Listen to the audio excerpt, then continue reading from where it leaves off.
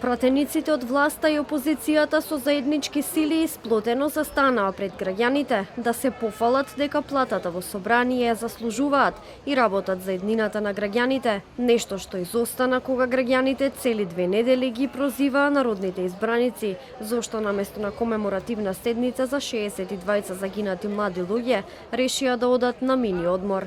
За разлика од тензичните говори од задсобраниските говорници, пратениците и од СДСМ, но и од ВМРО ДПМН денеска едногласни дека не за џабе се во собрание. Ова е завршница на овој парламентарен пратенички караван кој што го имавме низ повеќе градови заедно со сите пратеници.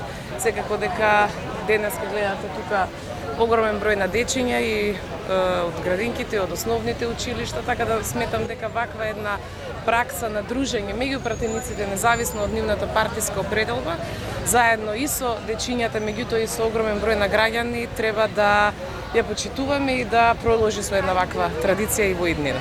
Мене како втор најмлад пратеник во Македонското собрание ми е многу мило и силно го поздравувам овој чин, бидејќи имав прилика да се сретнам со многу млади луѓе со иднината на оваа држава, со многу средношколци, ученици од разни школи во градот Скопје, од кои што можев да слушнам што е она што најмладите наши сограѓани го мислат за нас како собрани и што е она што имаат да ни го порачаат како ние треба да работиме во иднина.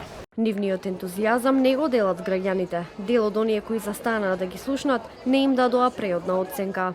Јас сум позната, не сум. И кој што слушам вака меѓу луѓето, никој не е задоволен. Толку. Што мислите дека може да се подобри? Па ако се сака, може да се подобри, ама треба луѓе.